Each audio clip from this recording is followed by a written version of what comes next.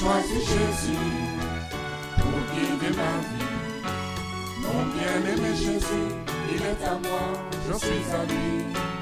J'ai choisi Jésus pour guider ma vie. Mon bien-aimé Jésus, il est à moi, je suis à lui. J'ai choisi Jésus pour guider ma vie. Mon bien-aimé Jésus, il est à moi, je suis à lui. J'ai choisi Jésus pour guider ma vie. Mon bien-aimé Jésus, il est à moi, je suis à lui. En marchant dans les chemins, dans les rues, observant tous les passants, chacun suivant sa propre voie, égoïstement, tristement. Mon cœur rempli de tristesse, je me pose tant de questions. Savent-ils qu'un jour ils connaîtront la mort et qu'après la mort ils feront face au jugement? Moi j'ai choisi Jésus pour guider ma vie. Mon bien-aimé Jésus, il est à moi, je suis à lui. J'ai choisi Jésus pour guider ma vie. Mon bien-aimé Jésus, il est à moi, je suis à lui. Jésus me conduit aux portes du ciel. Là-haut plus de misère, plus de souffrance, tout est si beau. Jésus me conduit aux portes du ciel. Voilà, gloire à Dieu. Nous continuons notre série Béréen l'explorateur. Nous étions arrivés à nombre 12 sur les murmures de Marie et d'Aaron, comment le Seigneur avait frappé Marie à cause de ça. Donc Marie et Aaron avaient murmuré pour dire à cause de la femme éthiopienne que Moïse avait prise. Voilà, donc, et à partir de là, ils sont partis jusqu'à contester le ministère de Moïse, dire, ben, il n'est pas le seul à qui Dieu parle, Dieu peut parler aussi à eux. Donc, on avait déjà discuté là-dessus. On peut dire que même quand on attrape quelqu'un dans une erreur, ce n'est pas une raison pour contester le reste. Donc, débattons sur l'erreur et voilà, restons sur le problème. N'élargissons pas le sujet alors qu'il est petit. Bon, donc par rapport à ça, il y a une de nos sœurs qui m'avait dit, mais oui, mais on ne comprend pas pourquoi il y a seulement Marie qui avait été frappée. Donc, elle m'a posé la question après l'étude. Donc pourquoi Marie seule a été frappée et Aaron n'a pas été frappé? Alors, il n'y a pas de réponse directe. Donc ce que je veux dire, ça reste ce que nous pouvons interpréter en lisant. Bon, déjà que ça commence au verset 1er par Marie et Aaron, donc parlèrent contre Moïse. Donc, est-ce que ça ne veut pas dire que c'est Marie qui était finalement, comme nous le constatons même dans nos maisons, dans beaucoup d'endroits, souvent c'est les femmes qui titillent leur mari et puis leur mari vient porter la chose en public. Hein. Donc c'est souvent les sœurs aussi qui peuvent sortir un problème dans la maison et c'est les frères qui vont venir porter ça en public.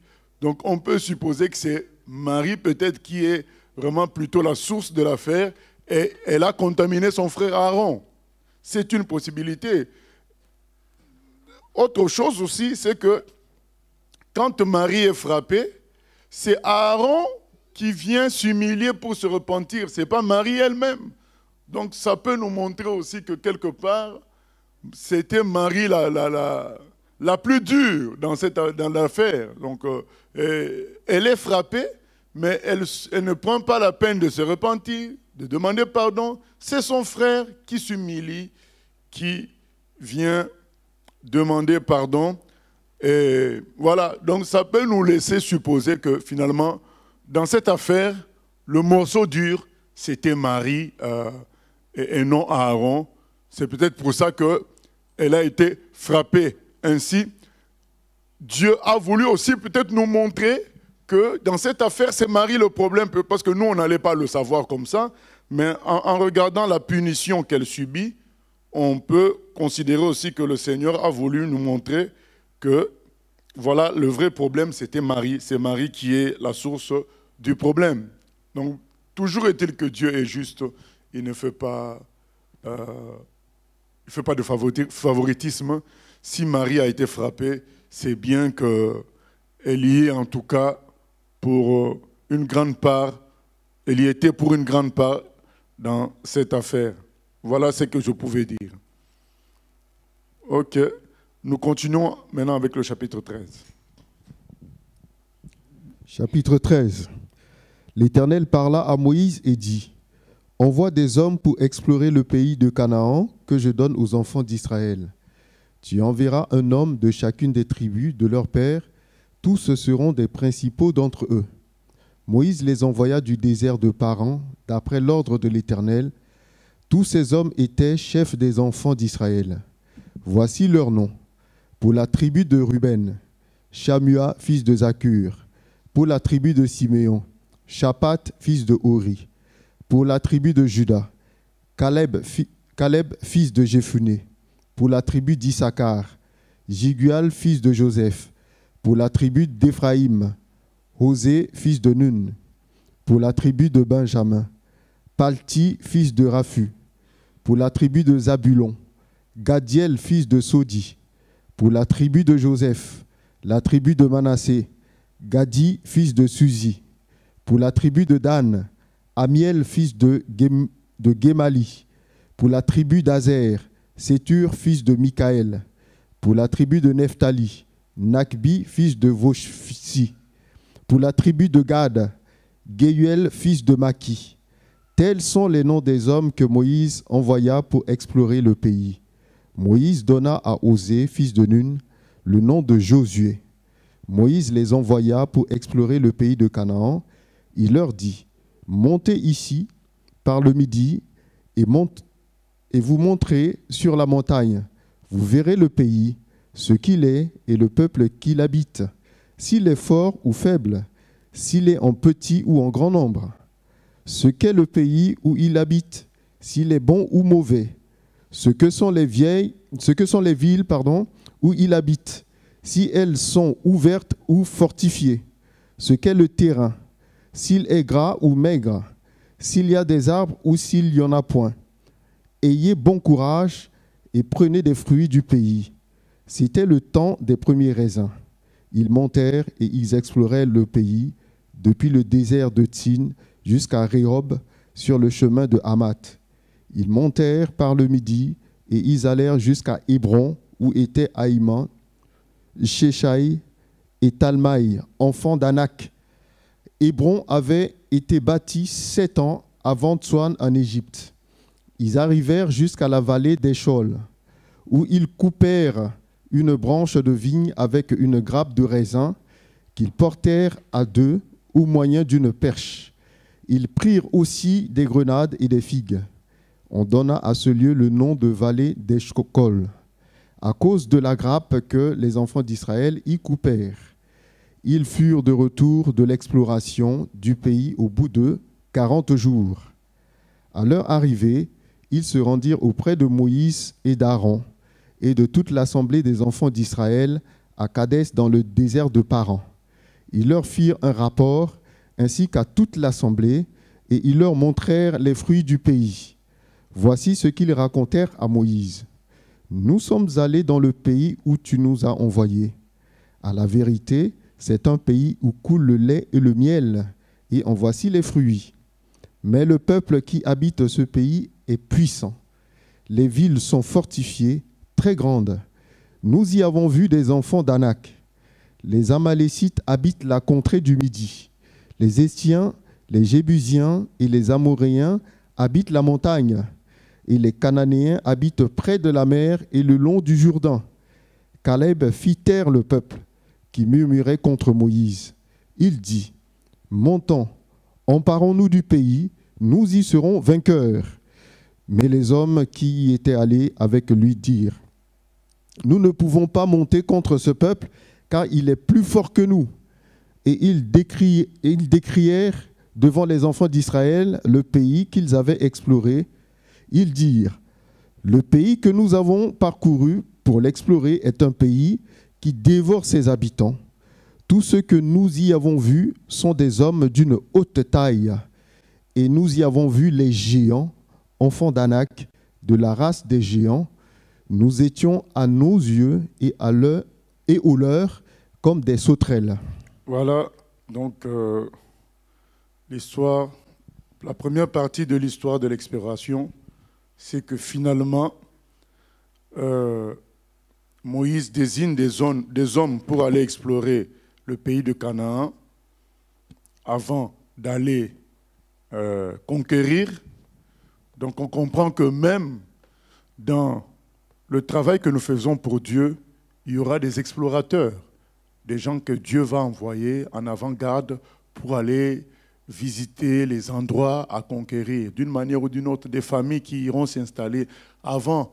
Donc c'est le système du Seigneur. Il avait dit à Abraham de faire le tour de l'endroit qu'il voulait lui donner. Donc on voit que le Seigneur a l'habitude d'agir comme ça. Il envoie d'abord voir, que tu ailles voir ce qu'il te promet. Et ensuite, la deuxième étape vient, la conquête, afin que ça reste un objectif clair en soi. Donc le Seigneur veut que ce qu'il nous promet devienne aussi notre objectif. Que ce ne soit pas seulement quelque chose que Dieu te donne, mais que toi-même aussi tu as vu, tu as consenti et tu te bats pour cela maintenant. Ça devient aussi à toi. Donc le Seigneur, c'est pourquoi dans la parole, il nous a mis beaucoup de promesses qui sont pour nous comme un avant-goût de ce que il nous promet. En fait, c'est comme si on voyait cela à distance et à partir de là, on se bat pour cet objectif-là.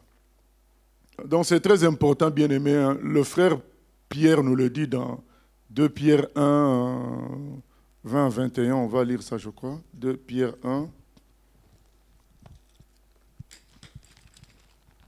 2 Pierre 1, 20 à 21.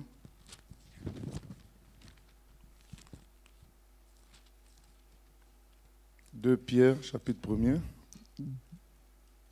2 Pierre 1, 20 à 21.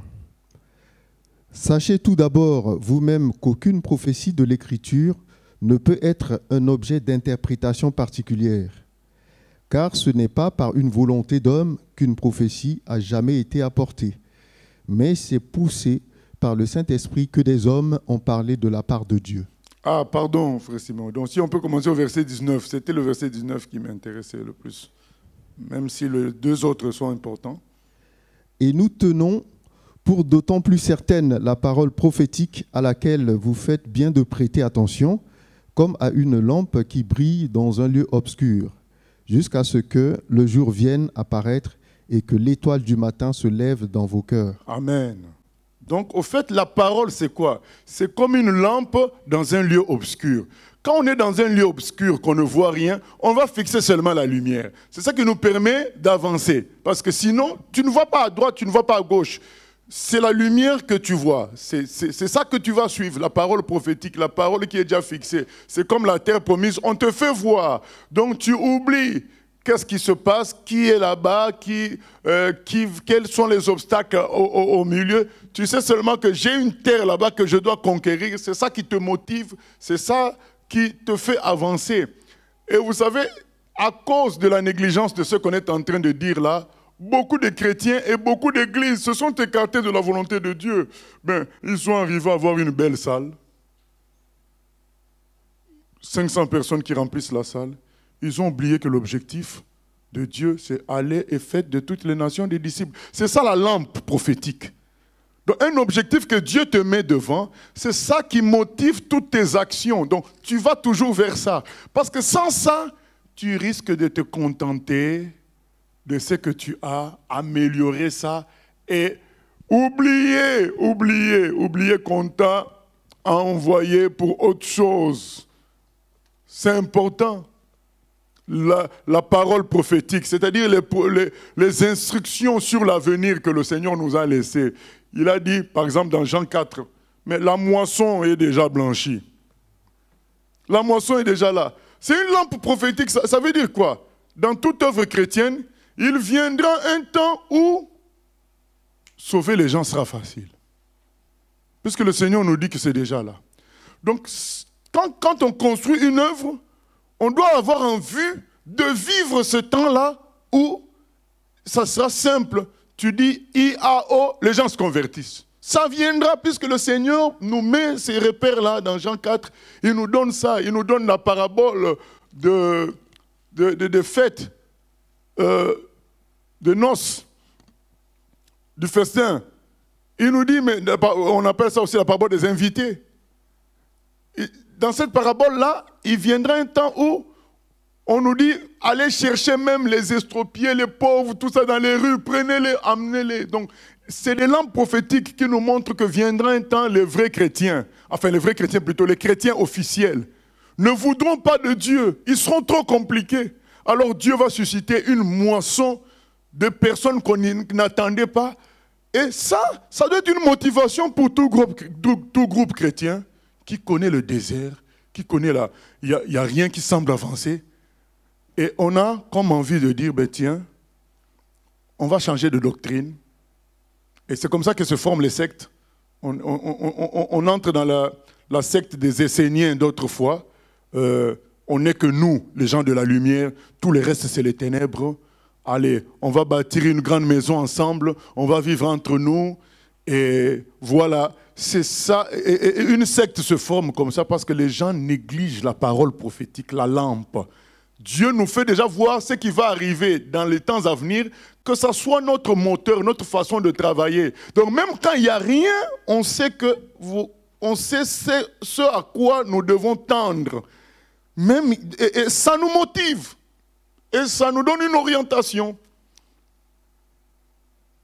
À chaque fois que moi, je l'ai dit souvent, je me plains auprès du Seigneur, mais il n'y a pas la moisson, il me dit forme les gens. Et il a raison, parce que s'il y a la moisson, il n'y a pas de gens pour s'en occuper. Il me dit forme les gens. Parce que ce n'est pas facile de tenir face au succès. S'il y a la moisson aujourd'hui et que les gens ne sont pas formés, mais ils vont devenir des commerçants dans l'œuvre de Dieu. Il va y avoir des guerres, des luttes de pouvoir. Et donc le Seigneur a toujours raison. Mais c'est vrai que nous, en tant qu'humains, on dira comme les enfants d'Israël, notre âme est desséchée. Mais c'est-à-dire que je ne vois pas, Seigneur, ce que tu as promis. C'est comme si notre âme était desséchée. Mais Dieu te dit oui, mais je t'ai déjà fait voir la terre promise. Tu es sûr que ça existe. Continue, avance. C'est cela, bien-aimé. Donc, Dieu nous fait voir les choses à l'avance afin que ça soit notre lampe prophétique dans l'obscurité. Tu regardes à cette lampe-là. Rien ne marche. On voit de faux pasteurs, des faux serviteurs prospérer. Tu ne regardes pas à tout ça. Tu te dis que viendra le temps des vrais enfants de Dieu. Comme c'est écrit dans Malachie, il y aura un temps où on fera la différence entre la vérité et la fausseté, entre les vrais serviteurs et les faux serviteurs, entre ceux qui prient véritablement et ceux qui prient faussement. Il y a ce temps-là qui est prévu. Ce sont des lampes prophétiques. C'est-à-dire dans le moment où tu as l'impression que voilà, ça fait des années, vous trimez, vous souffrez, mais il y a comme rien qui se passe. La lampe prophétique est là pour te dire, continue. L'objectif est là. Fixe l'objectif. C'est ça, c'est pourquoi Dieu nous montre déjà à l'avance les choses. Vous vous souvenez de notre bien-aimé Joseph, non? N'a-t-il pas vu 20 ans auparavant, il a eu le songe comme quoi il était le roi de tout le monde, le roi de ses frères. Mais ça a traîné, hein? Mais qu'est-ce qui l'a motivé à rester pur face à la femme de Potiphar? Mais c'est cette lampe-là prophétique. Il sait à quoi il est appelé. Il dit, mais je ne vais pas gâcher ça par un profit rapide terrestre. Il reste pur.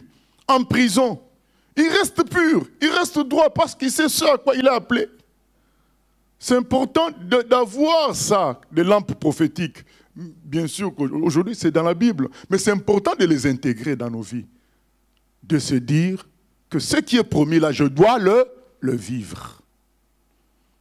Comme Siméon. On lui avait dit par le Saint-Esprit qu'il ne mourra pas avant de voir le Messie. Donc il attendait. Je crois que la vie d'un vieillard n'est pas toujours facile. Mais ça le permet, malgré la difficulté de la vie de vieillard, il tenait parce qu'il fallait voir le Messie. Donc la promesse de voir le Messie était sa lampe prophétique pour qu'il tienne. Il attendait ça. Et c'est pourquoi, dès qu'il a vu le Messie, il a dit « Ah, maintenant, Seigneur, je n'ai plus besoin de vivre parce que la vie n'est pas facile. J'ai vu ce que tu m'avais promis. Lumière pour toutes les nations. Gloire de ton peuple Israël. Maintenant, je peux mourir. » C'est ça, bien-aimé, qui doit motiver notre vie. C'est des lampes prophétiques. C'est des choses que Dieu nous a montrées déjà à l'avance. On n'a pas besoin qu'il nous les montre à nous-mêmes, particulièrement la nuit, quand on dort. C'est dans la Bible, toutes ces promesses-là. Tout pouvoir m'est donné. Pourquoi il commence cette instruction par le terme « tout pouvoir m'est donné » dans Matthieu 28, 18 à 20. Il dit « allez faire de toutes les nations des disciples ». Mais il commence par dire « tout pouvoir m'est donné ».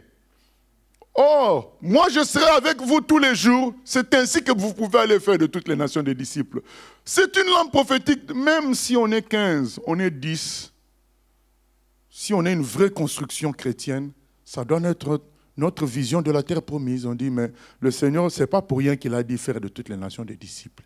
Il y a forcément une ouverture qui viendra dans l'avenir. Persévérons. Beaucoup, par manque de lampe prophétique, par manque de vision, c'est ce qui est écrit dans la parole. Hein. Lorsqu'il n'y a pas la vision, le peuple est sans frein. Par manque d'objectifs, par manque de lampe prophétique, ils finiront par être déviés, à se créer leur propre christianisme parce qu'ils ont négligé les lampes prophétiques qui sont dans la Bible, les promesses qui sont dans la Bible, qui sont comme si on a déjà vu la terre promise, maintenant il reste à y arriver, quoi. C'est important, bien-aimé. C'est pourquoi, c'est ce qui justifie que Dieu envoie des explorateurs. Quand les explorateurs vont voir, ça va devenir leur propre affaire aussi. Ça va pas seulement, je vais parce que Dieu veut que j'aille là-bas, mais moi-même aussi je vais aller. Vous imaginez une grappe de raisin que 2 hommes costauds sont obligés de porter à 2. Hein? Donc la grappe était lourde.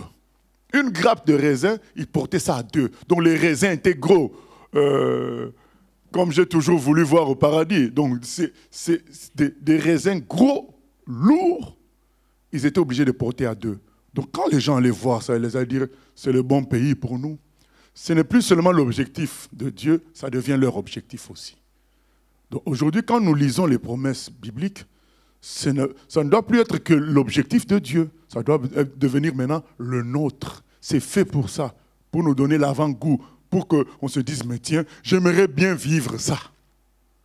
C'est ce que Jésus a dit à Nathanaël. Juste parce que je t'ai fait une parole de connaissance, que tu es impressionné. Mais tu vas vivre de plus grandes choses. Tu vivras l'homme, le Fils de l'homme debout et les anges faire des allers et des retours au ciel et sur la terre. Pour donner goût à Nathanaël d'aller plus loin. Parce que les difficultés peuvent être en chemin, mais quand on a la vision, on a la lampe prophétique, on peut persévérer. C'est important d'explorer ce que Dieu nous promet. Ça nous permet de se fixer un objectif. Et aujourd'hui, c'est simple notre exploration. Ce sont les promesses de la Bible. Mis à part ce que Dieu peut nous mettre à cœur personnellement par rapport à des endroits, à des lieux. Nous tous en tant que chrétiens, que tu sois en Chine, en Australie, nous avons les promesses de la Bible comme lampe prophétique. Nous avons les promesses de la Bible comme exploration de l'endroit où nous allons. À partir de là, nous pouvons bâtir chaque construction chrétienne dans cette logique-là et nous tiendrons parce que nous avons cette lampe-là qui nous montre à chaque fois là où nous devons aller. Oui?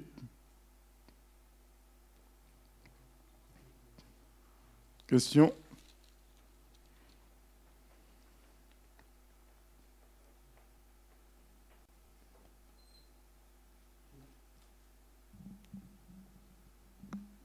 Pasteur, moi j'aimerais savoir, peut-être que tu y as répondu, hein, je viens d'arriver. Qu'est-ce qui peut faire que le chrétien, malgré les connaissances qu'il a, l'évolution spirituelle qu'il a, peut ne pas avoir d'objectif avec le Seigneur? Qu'est-ce qui peut faire que le chrétien ne se projette pas, en fait? Je ne sais pas si tu comprends ce que je veux dire. Oui, mais parce qu'il n'a pas compris les choses en profondeur. Beaucoup pensent que c'est je suis sauvé, je suis dans une église, je ne vole pas, je ne mens pas. C'est bon, mais ils vivent que pour aller au ciel plus tard. Mais c'est pourquoi j'ai dit que nous devons revenir à l'histoire de l'exploration de lampe prophétique. Regarder dans la Bible qu'est-ce qui nous est promis et sur terre et plus tard. Vivre en fonction de cela. Ce n'est pas juste une question d'être sauvé aujourd'hui. N'est-ce pas, Jésus avait dit que celui qui est sauvé est comme il sera dirigé par l'Esprit. Mais il te dirige où? Il te dirige dans les lampes prophétiques qui sont données. Ça, ce n'est pas dit parce que beaucoup s'arrêtent au salut. Et finalement, ils tombent dans la distraction. Imaginez Joseph, il était devenu quoi? Le chef de la maison de Potiphar. Potiphar était qui? Il était très riche, un homme grand dans le pays. Joseph pouvait se dire, mais ça y est, je suis bien. Je suis la personnalité la plus importante de la maison d'un grand riche égyptien. L'Égypte de l'époque, c'était comme les États-Unis d'aujourd'hui.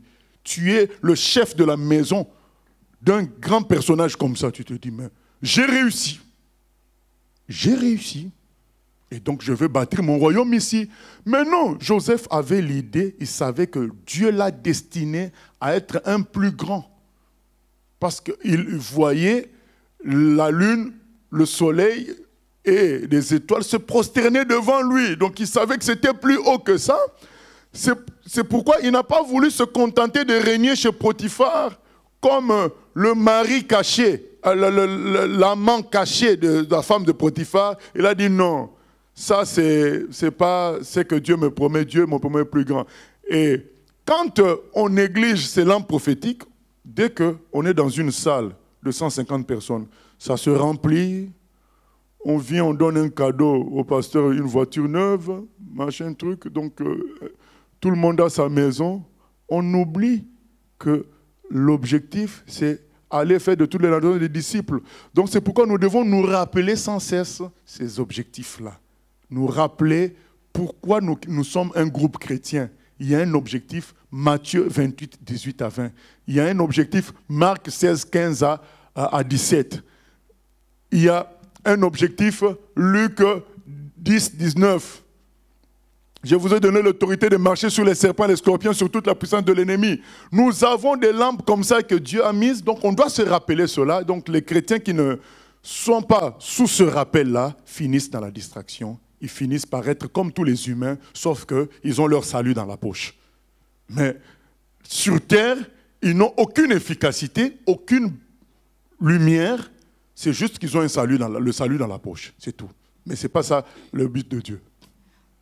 D'accord. Du coup, par exemple, quelqu'un qui nous dirait moi, je sers le Seigneur, je suis dans une équipe, etc.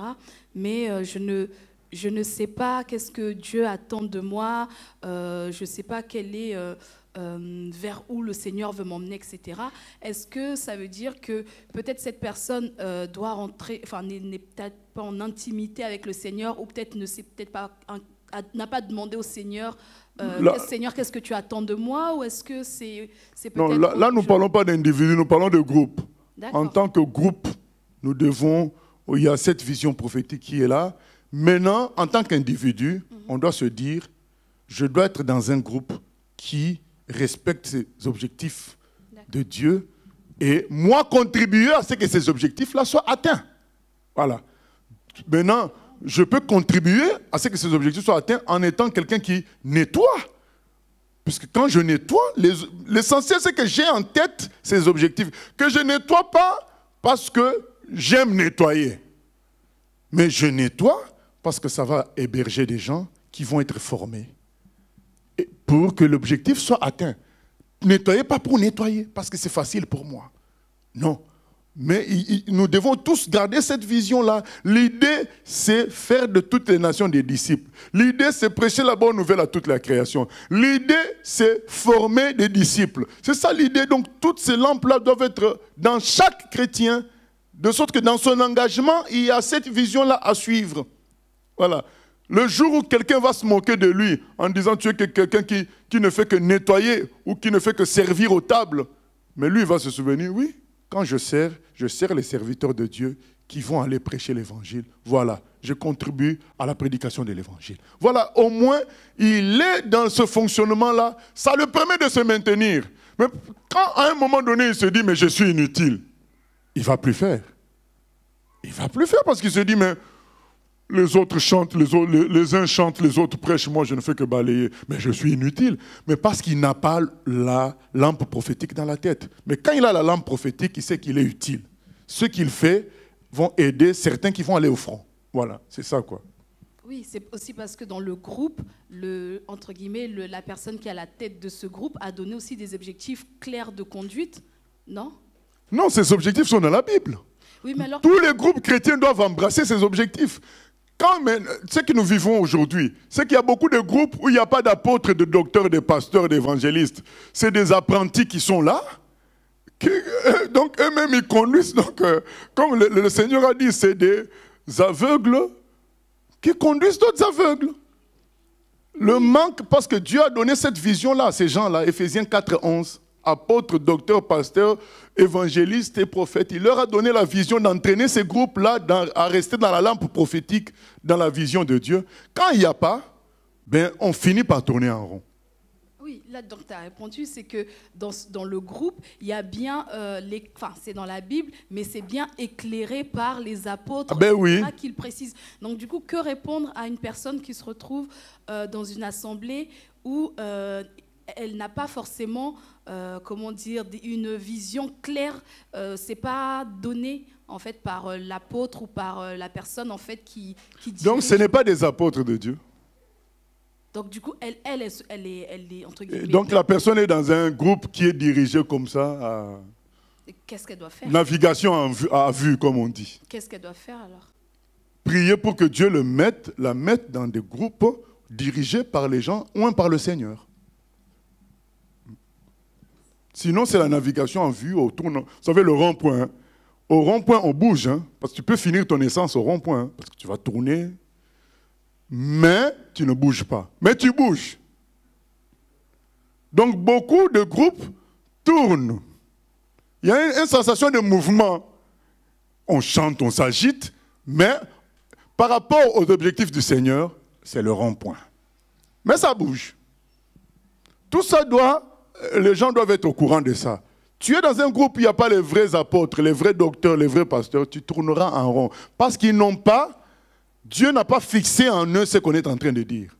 Mais quelqu'un qui est appelé par Dieu, Dieu a fixé ça. C'est-à-dire que c'est sa vie, quoi. Donc il ne peut pas vivre sans ces objectifs-là. C'est sa vie. C'est comme ça. Donc nous continuons, mais finalement, ces gens-là, ils ont exploré, au lieu de revenir avec l'envie de conquérir, ils reviennent avec le contraire.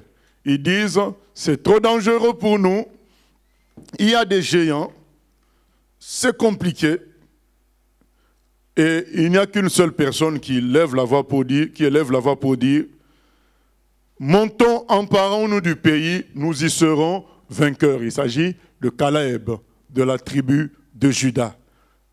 Tous les autres, mis à part aussi Josué, on verra ça plus tard, tous les autres, les 10, ils sont contre, et finalement, chapitre 14, ils vont influencer tout le monde.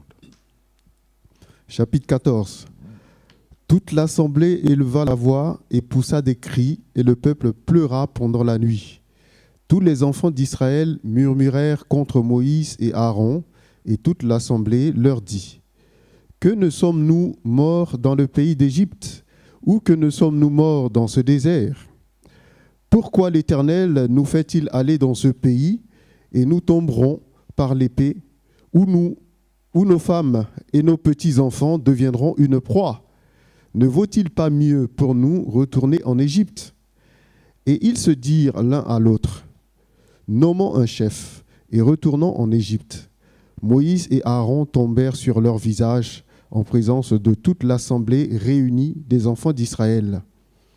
Et parmi ceux qui avaient exploré le pays, Josué, fils de Nun, et Caleb, fils de Jéphuné, déchirèrent leurs vêtements et parlèrent ainsi à toute l'assemblée des enfants d'Israël. Le pays que nous avons parcouru pour l'explorer est un pays très bon, excellent.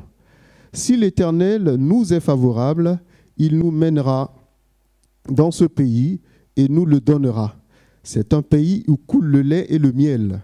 Seulement, ne soyez point rebelles contre l'Éternel et ne craignez point les gens de ce pays, car ils nous serviront de pâture, ils n'ont plus d'ombrage pour les couvrir. L'Éternel est avec nous, ne les craignez point. Toute l'assemblée parlait de les lapider. Lorsque la gloire de l'Éternel apparut sur la tente d'assignation devant tous les enfants d'Israël. Amen.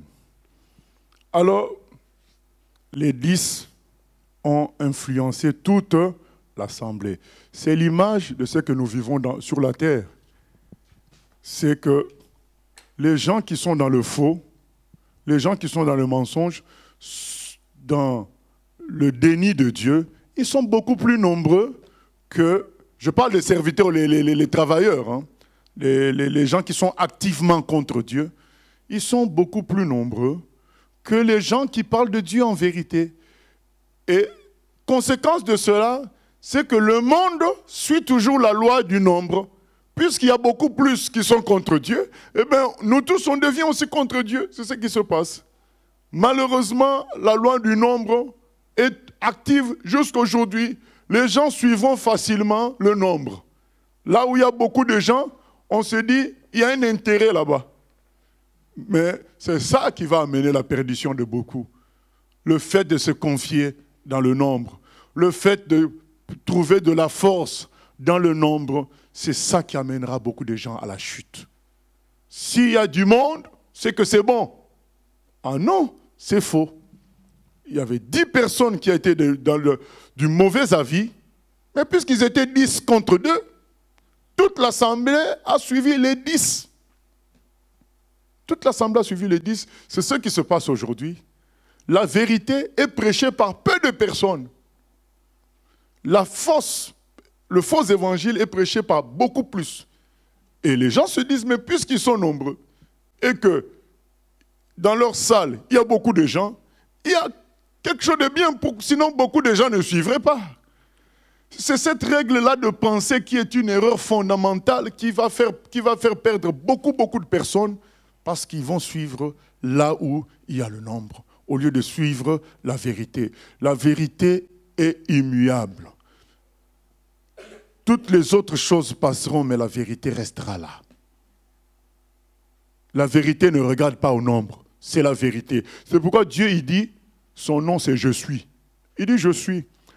Dieu ne va pas s'inventer pour te faire plaisir. C'est pourquoi quand on lui demande son nom, il dit « Je suis ». Ça veut dire que j'existe avant toi, je ne bougerai pas. C'est toi qui dois venir à moi, c'est toi qui dois reconnaître qui je suis. Ne pense pas que moi, je veux me maquiller, je veux m'habiller de manière à ce que tu m'acceptes. Dieu ne fera ça jamais. Et c'est ce que font les faux prédicateurs ou bien les prédicateurs charnels, parce que tout le monde n'est pas forcément du diable, mais ils veulent maquiller la vérité pour que ça plaise au grand nombre. Ah non, Dieu il a dit son nom c'est « Je suis ». Donc je me présente tel que je suis. Ou tu m'acceptes ou tu ne m'acceptes pas.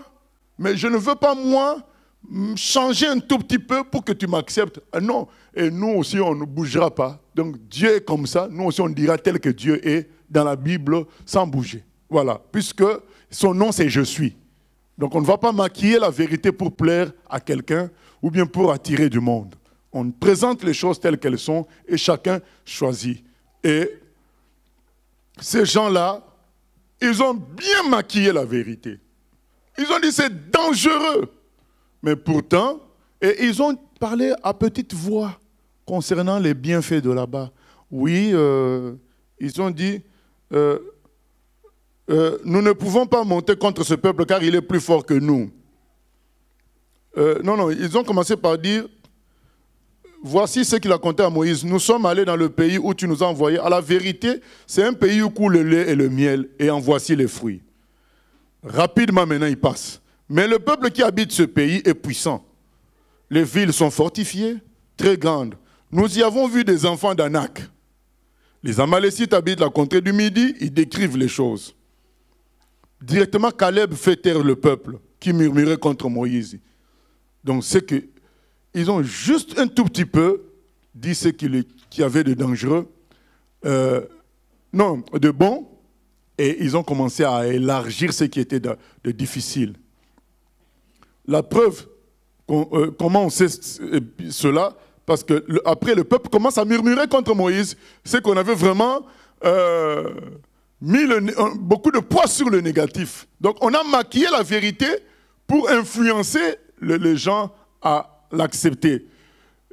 La vérité, c'était qu'il y avait, c'est vrai, des gens, des géants, oui, il y en avait, mais il y avait une autre vérité, c'était qu'il y avait de belles choses là-bas. Il fallait les décrire, il fallait décrire la beauté du pays. Il fallait aussi surtout rappeler la vérité que c'est Dieu qui nous y envoie. Et là, on ne parle pas de tout ça, on ne parle pas du fait que c'est Dieu qui nous y envoie. On ne décrit pas le pays à fond, on reste sur les dangers qu'on peut trouver dans le pays. Et c'est ça, ce qui se passe aujourd'hui. On maquille la vérité pour faire accepter cela au grand nombre. Forcément, on altère la vérité en la maquillant. Ce n'est plus la vérité. C'est autre chose. Et le grand nombre aime ça, aime la facilité. Donc on décrit de sorte que le grand nombre choisisse la facilité. Et là, finalement, les gens décident de ne plus y aller. À cause de cela, ils disent on aurait dû mourir en Égypte. Vous vous rendez compte du fait que Dieu, pour sortir les enfants d'Israël d'Égypte, ça a été dur. Il les a laissés souffrir longtemps. Vous voyez, mais s'il les avait fait sortir très vite, la rébellion serait plus grande. Hein? Là, la rébellion est déjà là, alors qu'eux-mêmes, ils ont crié à Dieu, c'est écrit dans Exode. Ils ont crié à Dieu pour sortir d'Égypte. Mais Dieu les sort, ça devient des problèmes. Mais s'il les avait sortis avant, ça allait être quoi? Parce que là, au moins, Dieu peut justifier en disant, mais vous avez crié à moi, c'est pourquoi je vous ai sortis. On comprend que parfois que Dieu, pourquoi il peut nous laisser dans certaines galères? Parce qu'il veut vraiment qu'on soit responsable de nos choix. Qu'on dise, c'est moi qui ai voulu sortir de ça. Parce que si Dieu t'en sort comme ça, comme Bartimée, Jésus lui dit, tu veux quoi? Alors que le monsieur est aveugle. C'était évident pour nous qu'il voulait voir. Mais oui, mais il faut que lui-même assume ça. Je ne veux plus être aveugle. Comme ça, il va arrêter d'être mendiant. Il va travailler comme tout le monde. La vie va devenir normale comme tout le monde. Parce que beaucoup peuvent dire, mais j'étais bien quand j'étais mendiant. J'étais bien quand j'étais aveugle. Maintenant que je vois, c'est des problèmes. Mais non, c'est toi-même qui l'as voulu. Dieu veut nous responsabiliser. Et là, on voit déjà, alors qu'eux-mêmes, ils ont cherché à sortir d'Égypte, ils ont crié à Dieu, mais ils font déjà des problèmes en disant, on aurait dû nous laisser en Égypte. Pourquoi l'Éternel nous fait-il aller dans ce pays où nous tomberons par l'épée, où nos femmes et nos petits-enfants deviendront une proie? Ne vaut-il pas mieux pour nous retourner en Égypte? Bien-aimés, on voit même les Américains, vous connaissez la ruée vers l'or, non? Dans les années, au 19e siècle, il y a ce qu'on appelle la ruée vers l'or. Les gens ont annoncé que vers les Californies, là-bas, il y avait de l'or. Il y a des gens qui ont quitté chez eux. Donc, beaucoup sont morts comme ça, aller chercher de l'or. Quand on vous donne le résultat de tout ça, finalement, ils n'ont gagné presque rien du tout. Mais il y a des villes qui se sont construites, toujours dans l'envie de trouver de l'or.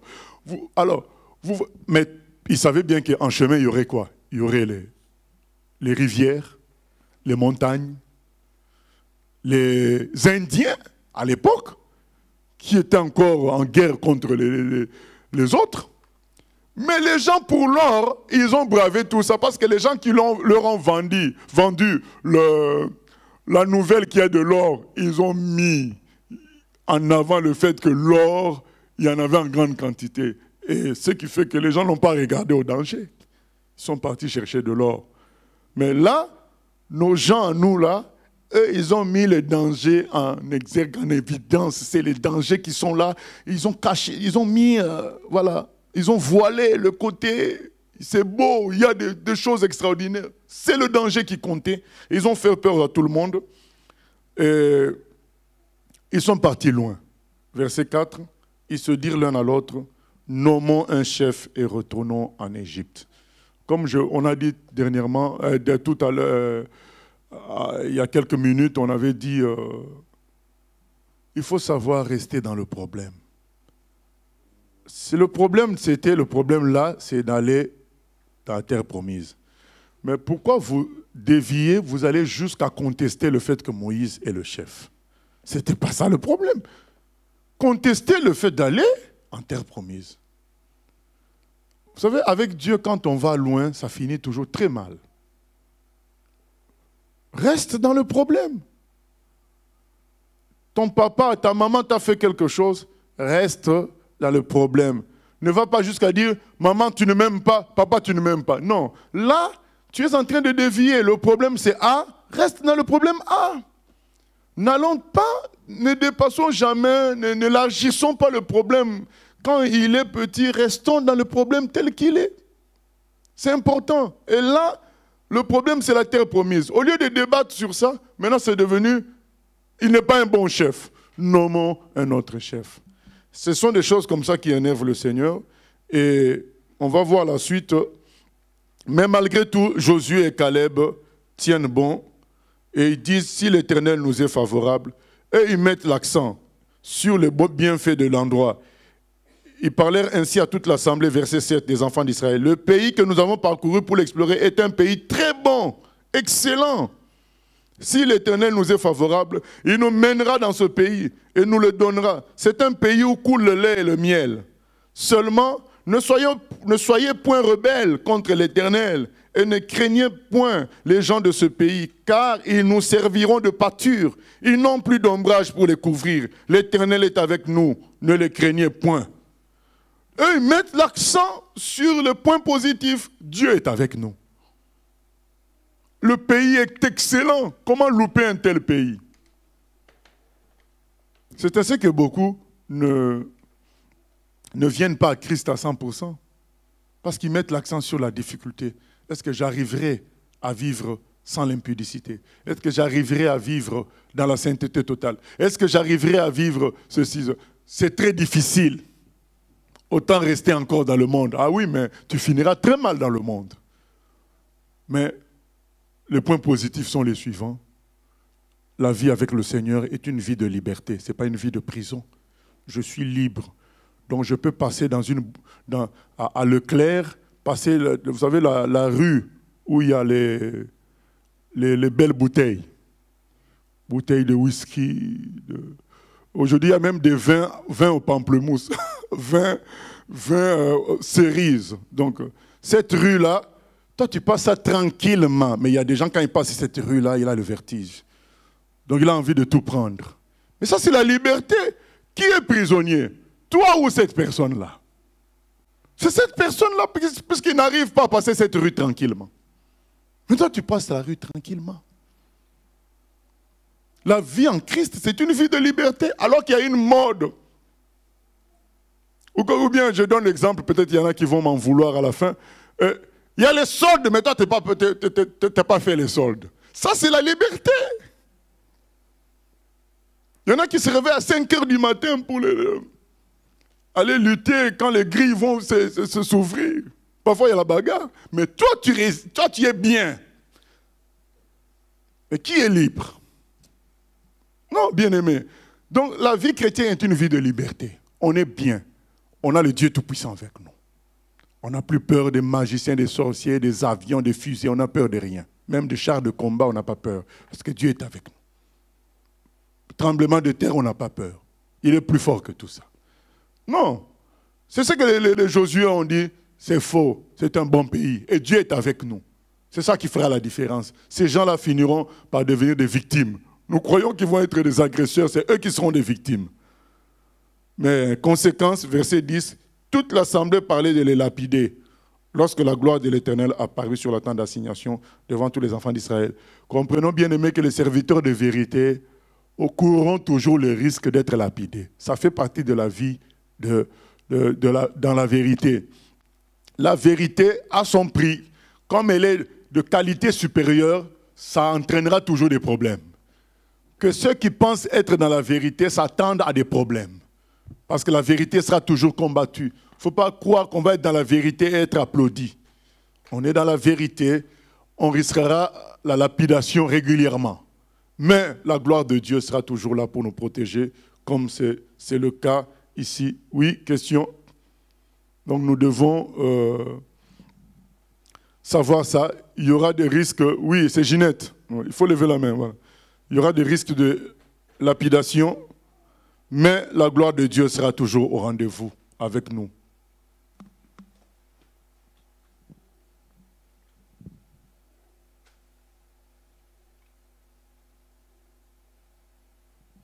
Voilà.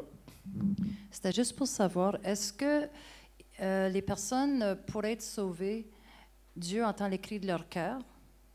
Parce que tout à l'heure, tu disais que le peuple d'Israël ont crié longtemps, en tout cas.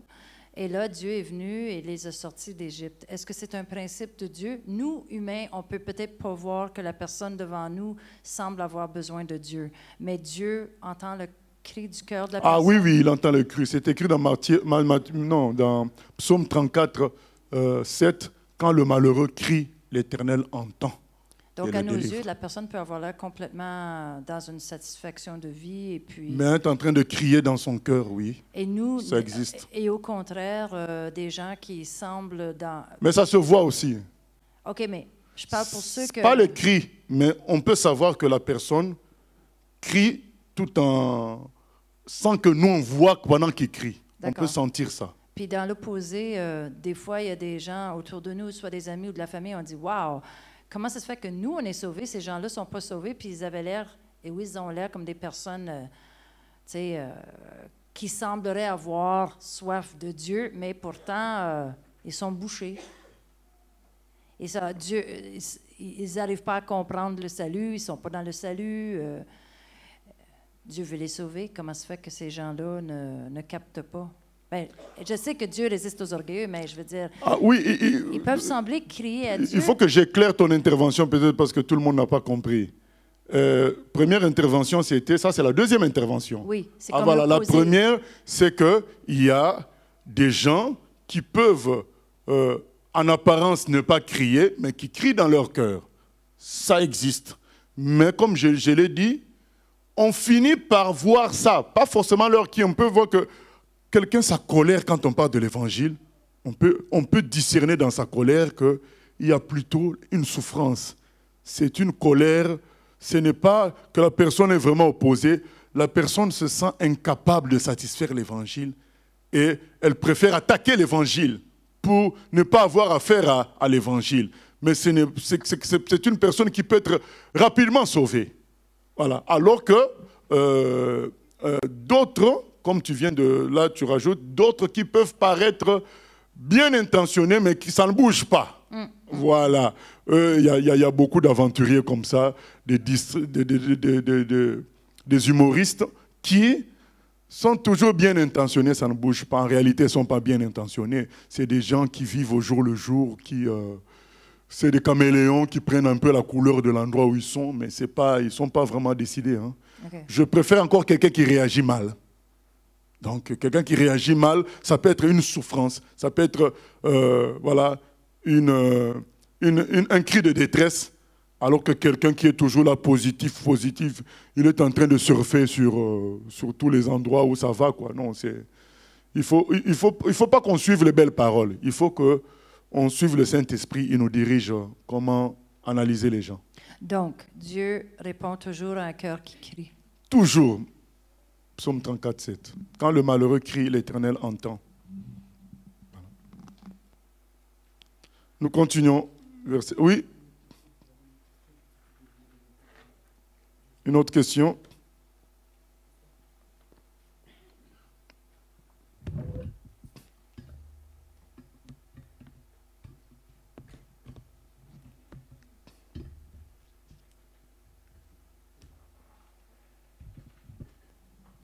Oui, est-ce qu'on peut dire que les personnes qui ne nous rejettent pas en tant que chrétiens, même si elles ne sont pas, elles ne se convertissent pas, mais est-ce qu'on peut dire que c'est parce que quelque part elles ont le cœur disposé? C'est pour ça qu'elles ne nous rejettent pas en fait.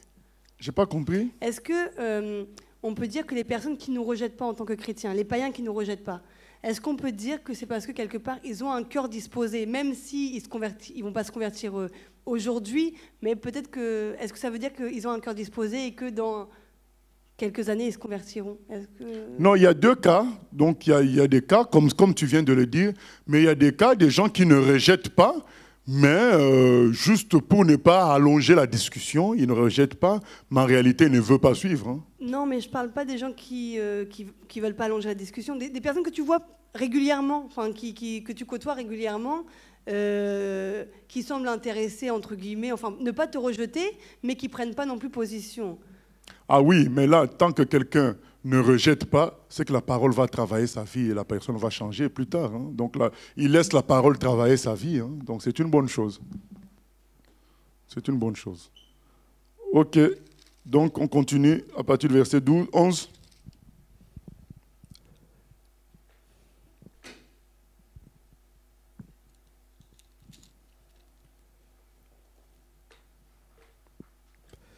Verset 11. Et l'Éternel dit à Moïse, « Jusqu'à quand ce peuple me méprisera-t-il? Jusqu'à quand ne croira-t-il pas en moi, malgré tous les prodiges que j'ai faits au milieu de lui? Je le frapperai par la peste, je le détruirai, mais je ferai de toi une nation plus grande et plus puissante que lui. » Moïse dit à l'Éternel, « Les Égyptiens l'apprendront, eux du milieu desquels tu as fait monter ce peuple par ta puissance, et ils le diront aux habitants de ce pays. Ils savent que toi, l'Éternel, tu es au milieu de ce peuple, que tu apparais visiblement, toi, l'Éternel, que ta nuée se tient sur lui, que tu marches devant lui, le jour dans une colonne de nuée et la nuit dans une colonne de feu. Si tu fais mourir ce peuple comme un seul homme, les nations qui ont entendu parler de toi diront, « L'Éternel n'avait pas le pouvoir de mener ce peuple dans le pays qu'il avait juré de lui donner. C'est pour cela qu'il l'a égorgé dans le désert. Maintenant, que la puissance du Seigneur se montre dans sa grandeur, comme tu l'as déclaré en disant, « L'Éternel est lent à la colère et riche en bonté. Il pardonne l'iniquité et la rébellion, mais il ne tient point le coupable pour innocent. Et il punit l'iniquité des pères sur les enfants jusqu'à la 3e et la 4e génération. Pardonne l'iniquité de ce peuple, selon la grandeur de ta miséricorde, comme tu as pardonné à ce peuple depuis l'Égypte jusqu'ici. » Amen. Voilà le vrai serviteur de Dieu. Voilà, c'est extraordinaire le comportement de Moïse. Alors que c'est lui qui est remis en question, on veut sa tête, comme on dit dans le monde. Alors que c'est sa tête qu'on veut faire tomber, mais lui, il prie pour le peuple, quoi. Parce que le peuple a décidé de faire tomber Moïse. Mais aujourd'hui, dès qu'on attaque un pasteur, c'est des malédictions. C'est pas normal. Donc c'est des gens qui ne lisent pas la Bible, ces pasteurs-là. Parce que dans la Bible, même dans l'Ancien Testament, on voit bien qu'on est contre Moïse, là. Hein. C'est lui qu'on dit, nommons un chef. Vous imaginez un pasteur qui maudit parce qu'on veut sa tête. C'est-à-dire qu'il ne lit pas la Bible. Et beaucoup de gens continuent à aller dans ces églises-là où le pasteur maudit. Donc vous êtes avec quelqu'un qui ne lit pas la Bible. Tout simplement parce que là, déjà Moïse, on n'est pas encore dans le Nouveau Testament où c'est l'amour. On n'est que dans l'Ancien Testament. Déjà là, on voit un comportement de serviteur excellent. On veut sa tête, mais il bénit le peuple. Il dit, Seigneur, ne les sanctionne point. Il supplie même Dieu. Il fait une démonstration auprès de Dieu. Il dit, mais attends, si tu les tues, tout le monde va se moquer de toi. Les Égyptiens la prendront, et du milieu desquels tu as fait monter ce peuple par ta puissance. Et ils le diront aux habitants de ce pays, ils savaient que toi, l'Éternel, tu es au milieu de ce peuple, que tu apparais visiblement. Toi, l'Éternel, que ta nuée se tient sur lui, que tu marches devant lui le jour dans une colonne de nuée et la nuit dans une colonne de feu. Si tu fais mourir ce peuple comme un seul homme, les nations qui ont entendu parler de toi diront, l'Éternel n'avait pas le pouvoir de mener ce peuple dans le pays qu'il avait juré de lui donner. C'est pour cela qu'il a égorgé dans le désert. Bien-aimé, on doit avoir le même raisonnement aujourd'hui pour dire, ah, si j'arrête de chercher Matthieu 28, 18 à 20, si j'arrête de chercher Luc 10, 19, Luc 19, 10 aussi, si on arrête la vision du Seigneur, ça veut dire que dès le départ, on s'est trompé de Dieu. Ah non, on doit aller jusqu'au bout, parce que ça veut dire qu'on a cru, on s'est trompé. Si vraiment on ne s'est pas trompé, les promesses du Seigneur doivent être vécues. Si on ne les vit pas aujourd'hui, on doit continuer à s'inscrire dans la ligne de les vivre.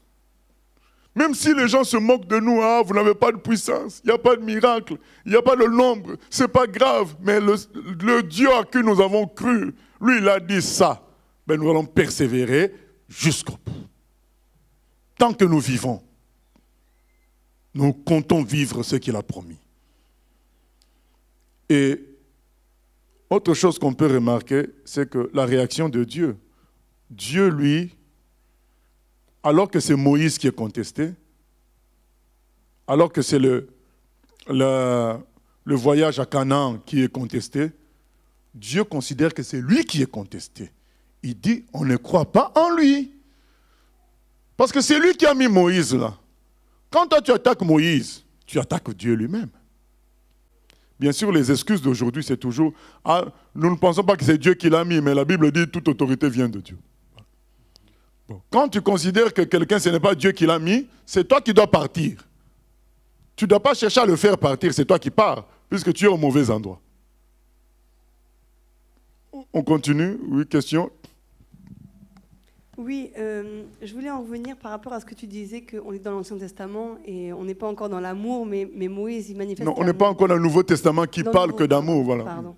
Et, mais est-ce que, enfin, la prière de Moïse, c'est plutôt l'amour pour Dieu qu'il a, plutôt que l'amour pour le peuple. Même si, on n'en dit ce qu'on vient pas, il a l'amour quand même pour le peuple, mais c'est vraiment pour pas que Dieu soit déshonoré, c'est vraiment son amour pour Dieu qui prime. On est d'accord, même admettons que ce n'est pas le peuple qu'il vise, c'est son attachement à Dieu. Mais c'est bien, déjà. Oui, oui, c'est bien. Oui. Mais en fait, bon, ça ne veut pas dire que dans son cœur, tout est bien pour le peuple, en fait. Je ne prétends pas cela. Je ne dis pas que Moïse est parfait. Je dis tout simplement, quelle réaction? Il vise l'intérêt de Dieu. Au lieu, alors que c'est lui qu'on vise. Mais lui, il vise l'intérêt de Dieu. Il pouvait dire, mais ces gens-là, ils se permettent de chercher ma tête. Ben, je les maudis. Moi, c'est Dieu qui m'a établi. Non. Il dit, si je fais ça, ce peuple-là va être détruit. Mais après, on va se moquer de qui? De moi-même qui les ai conduits là. On va se moquer de qui? On va se moquer de mon Dieu. Moi, je ne veux pas qu'on se moque de mon Dieu. Il aime son Dieu. Mais quand nous maudissons les gens, nous, on croit qu'on se moque de qui? Parce que quand tu maudis un chrétien et qu'un malheur lui arrive, mais on va se moquer de ton Dieu, puisque les gens, officiellement, le considèrent comme chrétien comme toi. Les gens, eux, ils ne font pas la différence forcément. Donc quand tu maudis, c'est toi qui vas galérer plus tard. Tu es dans la famille, tu as un enfant, tu maudis ton enfant. Mais les gens ne savent pas que lui t'a fait des problèmes. Quand les problèmes vont lui arriver, les gens vont se moquer de toi aussi. Donc, cherchons quand même l'intérêt général. Oublions l'intérêt personnel. Ah, on s'est moqué de moi, on a pas mal parlé sur moi. Non, l'apôtre Paul a dit, hein, même si les gens me critiquent, mais du moment qu'il prêche Christ, que son nom soit béni. Et il cherchait l'intérêt de son Dieu, l'intérêt général, et non l'intérêt personnel. C'est ça qui domine aujourd'hui la recherche d'intérêt personnel. C'est ça qui amène les gens à maudire, à mal parler sur les uns sur les autres, parce qu'ils cherchent l'intérêt personnel, ils ne regardent pas l'intérêt de Dieu, l'intérêt général. Oui, il y a encore une autre question? Pasteur, c'est vrai que là, on voit, en fait, Moïse, il a une relation assez particulière, en fait, avec le Seigneur. C'est vrai que là, il dit, il dit à Dieu, si tu fais pas telle chose, soit les nations se moqueront de toi. Mais comment on peut désigner, quelles sont les qualités, en fait, je sais pas comment, enfin, je peux poser ma question. Comment peut-on, je trouve pas des mots. Par rapport à Dieu, en fait, quelles sont les qualités, en fait, qu'on voit, en fait, du Seigneur, du fait que qu'il puisse écouter, en fait, son serviteur et puis pouvoir revenir sur ce qu'il devait faire avant. Je ne sais pas si tu me comprends. Je n'ai pas compris la question. Par rapport à ce que Moïse a dit, en fait, au Seigneur, en voyant l'intérêt du Seigneur et puis l'intérêt aussi du peuple. Comment peut-on désigner, en fait, ces qualités qu'a le Seigneur d'écouter, de pouvoir revenir si vous voulez, par exemple, tuer le peuple ou faire du mal au peuple. Il est miséricordieux. C'est ça la qualité. Il est miséricordieux et fidèle à sa parole. C'est son peuple, il ne changera pas, ça restera son peuple. Et Moïse rappelle à Dieu sa parole. C'est ce qui est écrit dans Ésaïe 43, 26. Donc rappelez-moi ma mémoire, rappelez à ma mémoire ma parole. Donc quand on rappelle à Dieu sa parole, puisqu'il est fidèle, il reviendra, même s'il a voulu faire autre chose, il reviendra sur sa parole. Il aime sa parole, il est sa parole. Donc Moïse a rappelé à Dieu sa parole, il a rappelé à Dieu sa nature de miséricordieux, et Dieu retrouve sa nature de miséricordieux, retrouve sa fidélité, et il va faire comme il avait prévu avant. Donc Moïse demande à Dieu de pardonner. Il dit au verset 19, « Pardonne l'iniquité de ce peuple selon la grandeur de ta miséricorde, comme tu as pardonné à ce peuple depuis l'Égypte jusqu'ici. » Voilà, nous devons toujours implorer le pardon de Dieu pour tout le monde et surtout pour ceux qui sont à notre charge. C'est ça le travail que Dieu nous confie. Verset 20.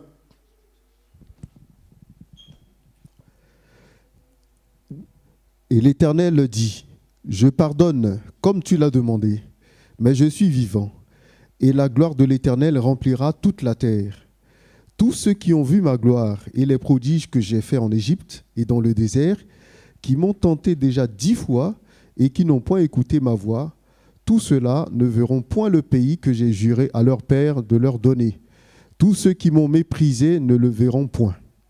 Et parce que mon serviteur Caleb a été animé d'un autre esprit et qu'il a pleinement suivi ma voie, je le ferai entrer dans le pays où il est allé. Et ses descendants le posséderont. Les Amalécites et les Cananéens habitent la vallée. Demain, tournez-vous et partez pour le désert dans la direction de la mer Rouge. L'Éternel parla à Moïse et à Aaron et dit, « Jusqu'à quand laisserai-je cette méchante assemblée murmurer contre moi ? J'ai entendu les murmures des enfants d'Israël qui murmuraient contre moi. Dis-leur, je suis vivant, dit l'Éternel. Je vous ferai ainsi que vous avez parlé à mes oreilles. Vos cadavres tomberont dans ce désert. Vous tous, dont on a fait le dénombrement, en vous comptant depuis l'âge de 20 ans et au-dessus, et qui avaient murmuré contre moi. Vous n'entrerez point dans le pays que j'avais juré de vous faire habiter, excepté Caleb, fils de Jéphuné, et Josué, fils de Nun. Et vos petits-enfants, dont vous avez dit, ils deviendront une proie. Je les y ferai entrer, et ils connaîtront le pays que vous avez dédaigné. Vos cadavres à vous tomberont dans le désert, et vos enfants seront nomades 40 années dans le désert et porteront la peine de vos infidélités jusqu'à ce que vos cadavres soient tous tombés dans le désert. De même que vous avez mis 40 jours à explorer le pays, vous porterez la peine de vos iniquités 40 années, 1 année pour chaque jour, et vous saurez ce que c'est que d'être privé de ma présence. Moi, l'Éternel, j'ai parlé. Et c'est ainsi que je traiterai cette méchante assemblée qui s'est réunie contre moi. Ils seront consumés dans ce désert, ils y mourront. Les hommes que Moïse avait envoyés pour explorer le pays et qui, à leur retour, avaient fait murmurer contre lui toute l'assemblée en décriant le pays. Ces hommes qui avaient décrié le pays moururent frappés d'une plaie devant l'Éternel. Josué, fils de Nun, et Caleb, fils de Jéphuné, restèrent seuls vivants parmi ces hommes qui étaient allés pour explorer le pays.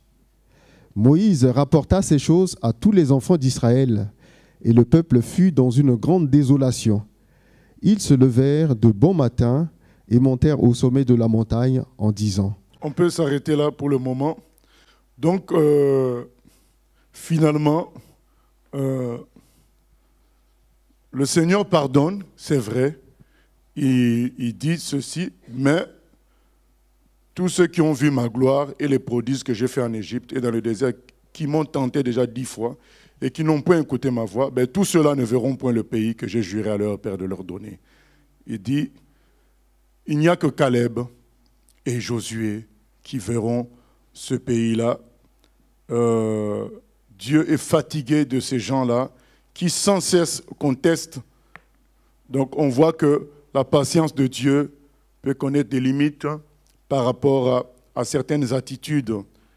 Et il leur dit carrément, ils vont faire 40 ans à traîner dans le désert à cause de tout cela, jusqu'à ce que ces gens-là meurent. Et puis, il n'y aura que la génération d'avant, d'en dessous de 20 ans, qui pourra entrer dans la terre promise. Là, oui, d'abord question.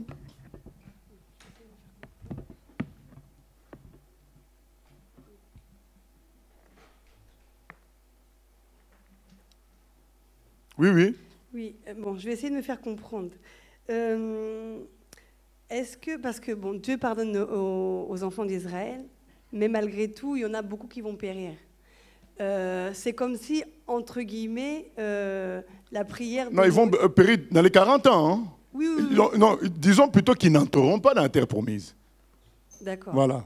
Mais par rapport à la prière de Moïse, le fait que on se moque de Dieu, est-ce que le fait que Dieu dise « mais je suis vivant et la terre sera remplie de ma gloire et la gloire de l'Éternel remplira toute la terre », est-ce que quelque part Dieu ne veut pas dire à Moïse que bon, j'agis comme ça, mais ma gloire va quand même malgré tout se manifester et entre guillemets reprendre le verset que mes pensées ne sont pas vos pensées en fait. J'agis comme... Ah non, là il n'y a pas de l'arbitraire, j'agis comme je veux, non. Il veut dire à Moïse, je connais tout, je suis glorieux, ce que je fais est bon. Et c'est vrai, je vais leur donner la terre promise, mais ceux-là qui me contestent, alors que vous verrez ma gloire, parce qu'aujourd'hui, pourquoi on conteste Dieu? Parce qu'on ne voit pas. Beaucoup parlent trop parce qu'ils ne voient pas. Mais les gens humbles voient quand même. Hein. Nous voyons les étoiles, nous voyons la beauté des cieux. Une fois, j'ai fait Berlin jusqu'à Rouen, il pleuvait. Alors vous vous imaginez, de Berlin à Rouen, j'ai fait 10 heures de route. Il y avait la pluie, jusqu'ici. C'est là que j'ai compris que le déluge est possible. Physiquement, ce n'est pas des histoires. Tu peux faire un voyage comme ça de 1000 kilomètres, mais il pleut. Le ciel ne change pas de Berlin à Rouen. C'est 10 heures de route. Il faisait que pleuvoir. J'ai dit, mais tiens, mais le déluge, c'est vraiment possible. Tu traverses des pays, ça continue à pleuvoir. Alors Dieu veut dire qu'un jour, hein, tout le monde le craindra, parce qu'on verra sa gloire. Aujourd'hui, on blague avec lui, parce qu'on ne voit pas. Mais un jour, tout le monde le craindra. Ces gens-là ont exagéré à se moquer de ce Dieu-là. Il dit, là, c'est des gens anti-moi, mais ils ne vivront pas ce que j'ai prévu dans ce cas-là. Oui, d'accord. Mais est-ce que le fait que Dieu dise « je suis vivant et la terre sera remplie de ma gloire », est-ce que ce n'est pas quelque part pour rassurer Moïse en disant « bon, je vais agir comme ça, mais on verra malgré tout ma gloire ». Comme Moïse plaidait pour pas que... Ah non, là, il dit que non, vous vous amusez contre moi parce que vous ne voyez pas ma gloire, mais la terre sera remplie de ma gloire, ça sera visible un jour. Parce que, comme j'ai souvent dit, si Jésus était venu comme un homme de 15 mètres, tout le monde allait croire. Un homme de 15 mètres qui vient te prêcher, qui va résister? Déjà, rien que sa voix, tu vas avoir peur. Ah, oui, chef. Tout le monde va aller l'appeler « oui, chef ». Elle dit « oui, chef ». De 15 mètres. Mais comme il est venu comme un homme simple, ben, chacun se permet de faire le costaud. Mais un jour, il est dit, il viendra dans sa gloire. Sur un cheval, avec une épée qui sort de sa bouche. Là, c'est écrit sur sa cuisse, Seigneur, roi des rois, Seigneur des seigneurs. Ça, le jour-là, je ne vois pas qui va résister pour dire, tu es faux. Mais ce jour-là, tout le monde va se plier. Il dit, la terre sera remplie de ma gloire. Là, vous vous moquez de moi aujourd'hui, mais ce n'est pas grave. La terre sera remplie de ma gloire. Ce jour-là, eh bien, vaudrait mieux être dans le camp de Dieu. Mais pour les restes, ça sera trop tard. Donc là, et c'est pourquoi il dit, ces gens-là n'entreront pas, parce que je suis le véritable Dieu. Ils n'entreront pas. Ils se sont opposés à moi, ils n'entreront pas. Je leur propose quelque chose, ils ne veulent pas. Ils n'y entreront pas comme ça, là, parce qu'ils font partie du peuple. Ils n'y entreront pas. Et les 10 qui ont voulu entraîner les gens contre Dieu, ils sont morts tout de suite.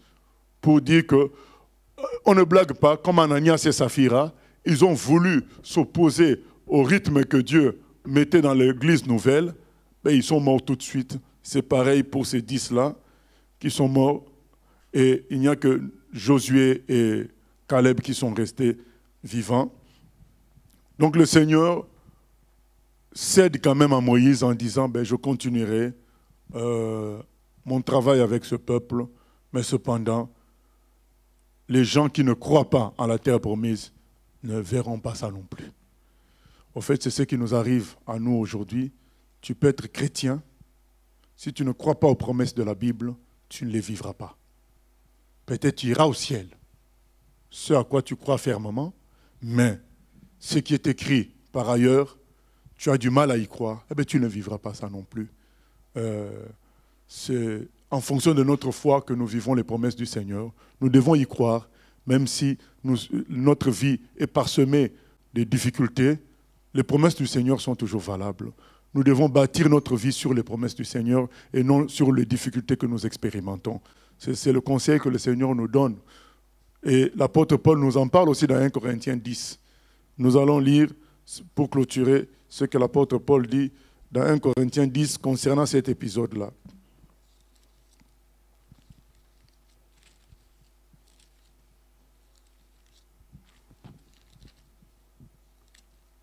Comme les gens, quand on leur dit que non, on ne peut pas vendre les choses de Dieu, les gens qui font des concerts payants, les gens qui vendent des CD de musique, ils nous disent, mais oui, mais comment on va faire? Mais on leur dit, mais non, mais c'est le Seigneur qui a dit, vous avez reçu gratuitement, donné gratuitement. Ils disent, mais oui, mais qui va financer tout ça? Mais c'est lui qui vous a envoyé, c'est Dieu qui vous a envoyé. Il n'a qu'à financer vos CD, il n'a qu'à financer vos entrées en studio, il n'a qu'à financer vos livres. Donc ces gens-là remettent en question le fait que Dieu peut financer, puisque Dieu dit, l'or et l'argent m'appartiennent. Donc ces gens la remettent en question et à partir de là, ils sont enfermés dans le système. On comprend que certaines personnes, on comprend, enfin c'est une façon de parler, il y a certaines personnes qui font ces trucs, ces choses-là parce qu'ils ont vu des gens, les aînés faire. Mais maintenant, quand on leur apporte la parole pour dire, non mais frère, tu as imité des aînés, mais là, le Seigneur dit, vous avez reçu gratuitement, donné gratuitement. Lui-même, il pourvoira. Il s'appelle l'Éternel Jiré, l'Éternel qui pourvoit. Ah non, mais vous ne comprenez pas, il faut être pratique. Mais non, mais être pratique, c'est croire à la Bible. Hein, parce que Dieu est tout puissant. L'homme le plus pratique, c'est celui qui croit que Dieu va agir. Voilà, c'est des gens qui contestent et ils ne vont pas vivre la gloire de Dieu à une certaine dimension. Voilà, le frère Paul, il dit ça à partir du verset 11. Ces choses leur sont arrivées pour servir d'exemple et elles ont été écrites pour notre instruction, à nous qui sommes parvenus à la fin des siècles. Ainsi donc, que celui qui croit être debout prenne garde de tomber. Aucune tentation ne vous est survenue qui n'ait été humaine, et Dieu, qui est fidèle, ne permettra pas que vous soyez tentés au-delà de vos forces. Mais avec la tentation, il préparera aussi le moyen d'en sortir. Voilà. Donc, il y a un ensemble de choses qui sont décrites avant, qui montrent que les gens dans le désert, ils sont morts, ils ont vécu Pourtant, ils ont vécu des miracles, mais ils n'ont pas voulu suivre Dieu. Et les choses leur sont arrivées pour que nous, on ne tombe pas dans les mêmes erreurs d'incrédulité.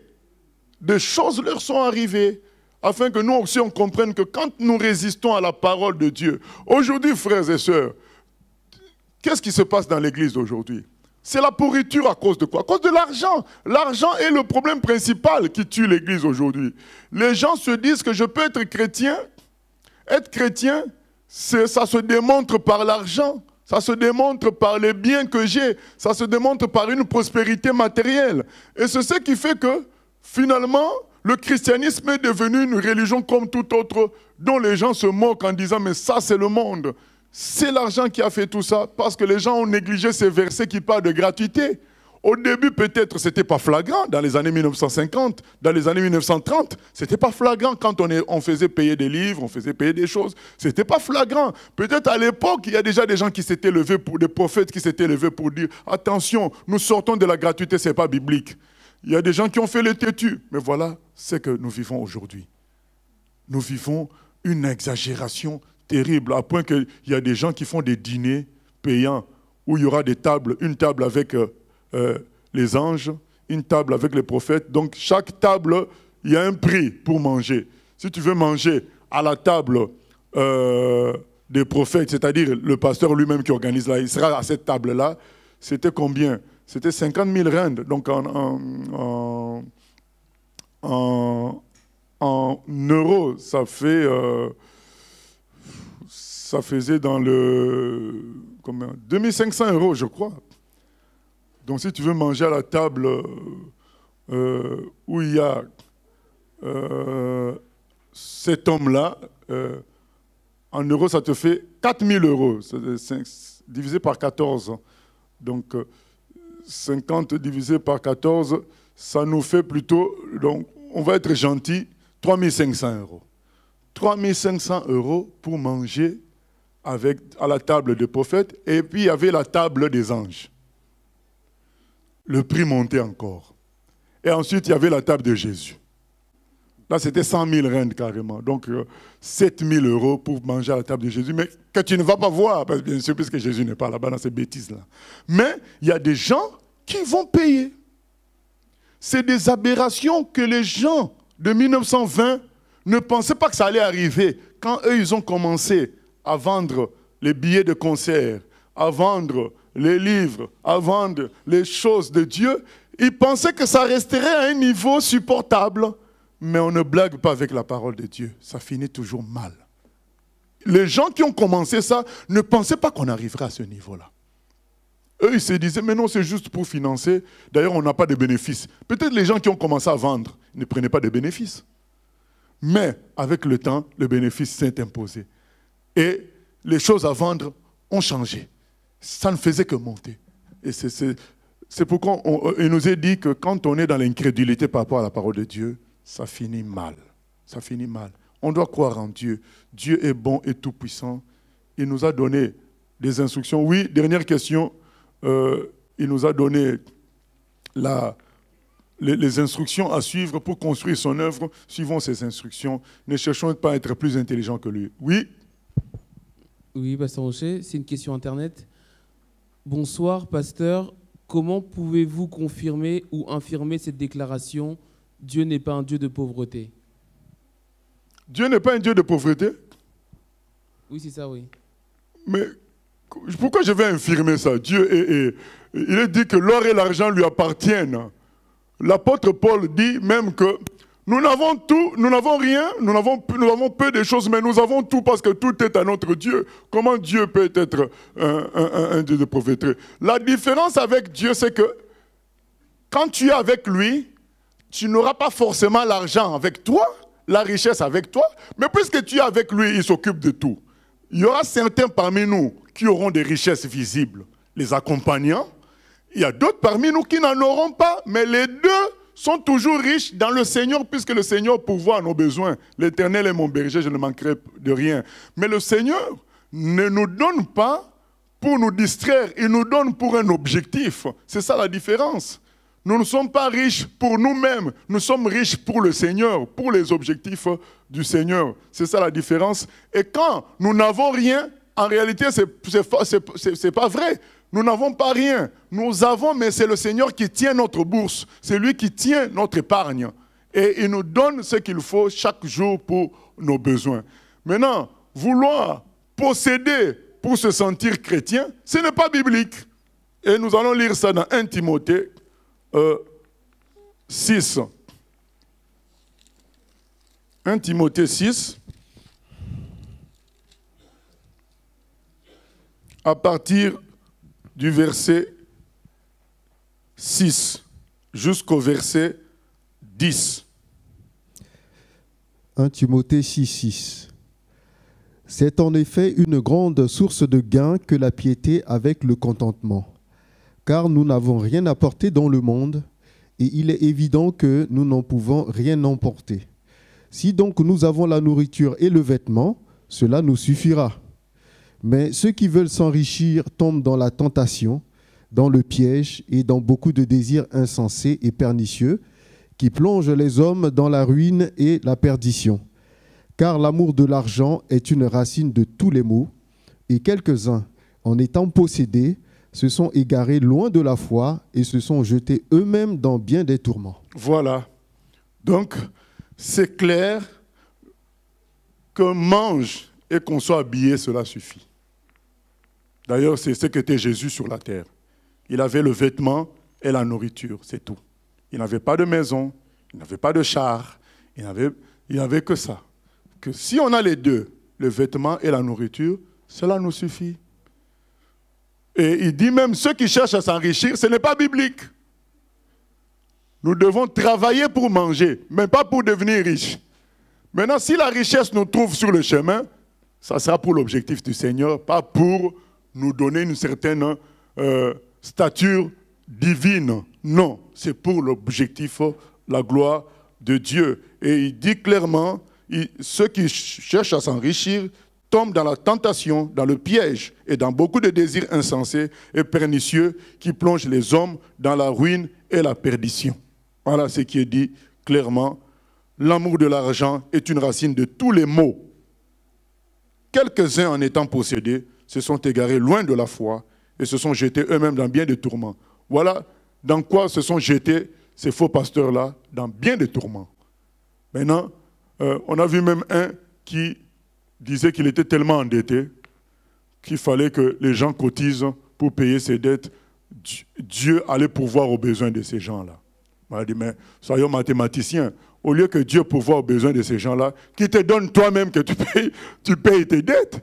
Toi, tu dis, donnez-moi l'argent, Dieu vous donnera. Mais non, que Dieu fasse les raccourcis. Au lieu de passer là-bas. Donc, directement, tout le monde a besoin de raccourcis. Hein.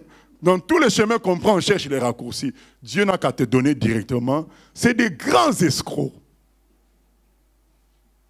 Et les gens se font toujours avoir. Ils ont cherché à s'enrichir, maintenant ils sont dans les tourments. Ils sont dans les tourments.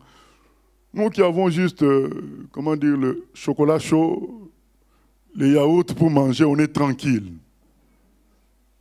On est tranquille. Eux, ils ont cherché les jets privés. Maintenant, il faut payer le pilote. Hein.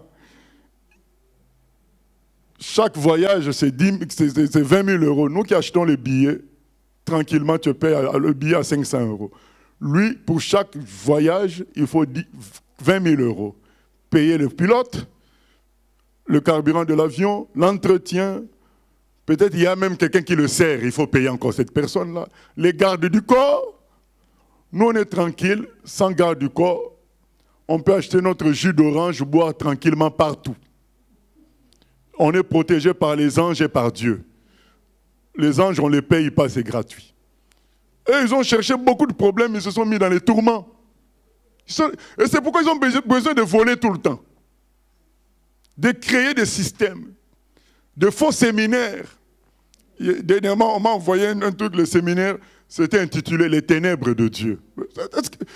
Vous voyez comment ces gens-là bricolent, ils créent des trucs pour que dans le séminaire, à un moment donné, ils vont dire « Si tu veux Ils disent même, vous voyez les termes, ils disent que tu donnes l'argent, c'est ton argent qui va prier pour toi. Mais ils sont forts quand même. Hein? Donc, les enveloppes, on vous donne des enveloppes. Quand tu vas donner ces enveloppes-là vont prier pour toi. C'est ton argent que tu donnes qui va prier pour toi. Il faut leur dire, moi-même j'ai ma bouche, je vais prier. Voilà. C'est ça, bien-aimé, et c'est le désordre parce qu'on ne veut pas obéir à la parole simple de Dieu. Vous avez reçu gratuitement, donné gratuitement. Et on se met dans des tourments, dans des difficultés. C'est tout. Donc, bien aimés, ne tombons pas dans le piège de ces gens-là. Ils ont vu la terre promise. C'était beau. Dieu a dit, allez-y. Mais ils n'ont pas voulu obéir à Dieu. Et ils ne sont pas entrés dans la terre promise à cause de cela. Nous allons obéir à Dieu afin que nous entrions dans la terre promise. Que nous puissions vivre ce qui est écrit. Il a dit, voici les miracles qui accompagneront ceux qui auront cru. Nous voulons vivre ça, alors nous allons obéir tout simplement à Dieu. Il a dit, faites de toutes les nations des disciples. Nous voulons vivre ça. Malgré les difficultés du temps présent, nous croyons que ce Dieu qui a dit cette promesse-là est véritable. Sinon, ça annule tout. Pour qu'on n'annule pas tout, eh bien, c'est vrai. Donc nous continuons, nous allons persévérer jusqu'au bout. Hein, j'aime le chant qui dit, ce ne sont pas les morts qui bénissent l'Éternel. Non, ce n'est pas les cow-boys fatigués, les faux chrétiens qui vont bénir l'Éternel. C'est nous qui croyons en sa parole, qui béniront l'Éternel dès maintenant et à jamais, au nom de Jésus. Amen. Seigneur, nous croyons que ta parole est la vérité, et malgré les difficultés de temps présent, nous croyons, Seigneur, que tu accompliras ta parole au milieu de tes enfants qui persévèrent, au milieu de tes enfants qui croient, Seigneur. Tu accompliras ta parole, même s'ils passent par le désert, tu accompliras ta parole. Nous avons vu les chrétiens en Chine souffrir pendant 40, 50 ans. Mais aujourd'hui, nous voyons combien l'Église est florissante là-bas, Seigneur. Pendant un temps, les chrétiens en Chine, ils ont galéré dans les prisons. Ils ont galéré, Seigneur, dans les camps de concentration, dans les camps de travaux forcés.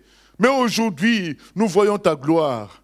Quel que soit le temps, Seigneur, de désert, il y a un temps de terre promise. C'est ce que nous voulons vivre sur la terre. Nous disons comme Siméon, Seigneur, nous ne voulons pas mourir avant de voir cela, parce que c'est une promesse faite pour nous, Seigneur. Aide-nous par ton esprit.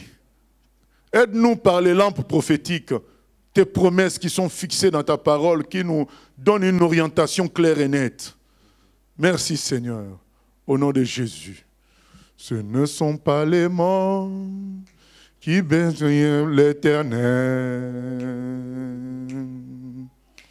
Ce n'est aucun de ceux qui descendent dans le silence. Mais nous bénirons l'Éternel. Mais nous bénirons l'Éternel. Mais nous bénirons l'Éternel. Dès maintenant et à jamais, louez l'Éternel. Ce ne sont pas les morts. Ce ne sont pas les morts qui célèbrent l'Éternel. Ce n'est aucun de ceux qui descendent dans le silence. Mais nous bénirons l'Éternel. Mais nous bénirons l'Éternel. Mais nous bénirons l'Éternel. Dès maintenant et à jamais, louez l'Éternel. Ce ne sont pas les morts. Ce ne sont pas les morts qui célèbrent l'Éternel. C'est nous ses enfants. Ce n'est aucun de ceux qui descendent dans le compromis. Alléluia. Mais nous bénirons l'Éternel. Mais nous bénirons l'Éternel. Mais nous bénirons l'Éternel. De maintenant et à jamais, louez l'Éternel. Louez l'Éternel. Louez l'Éternel. Louez l'Éternel. Amen, amen. Seigneur, nous prenons la responsabilité, nous, de te célébrer, de te bénir. Ce ne sont pas ceux qui sont dans le compromis. Même ils ont beaucoup d'argent, ils ont des grandes salles. Mais ils bénissent un autre Dieu. Pas car tu n'es pas le Dieu qui célèbre l'argent. Parce que tu as dit on ne peut pas servir deux maîtres. On ne peut pas servir Dieu et l'argent. C'est toi qui l'as dit. Donc tu ne peux pas être avec des gens qui célèbrent l'argent. Alors nous prenons la responsabilité de te célébrer.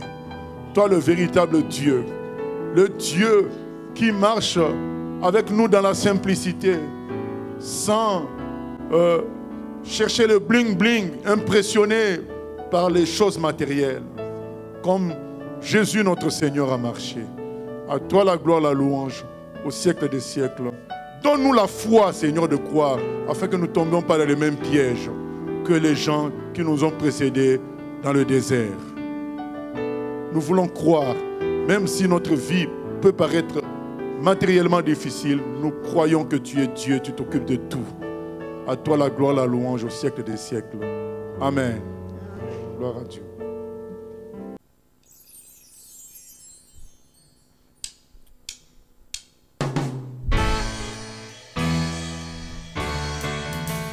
J'ai choisi Jésus pour guider ma vie.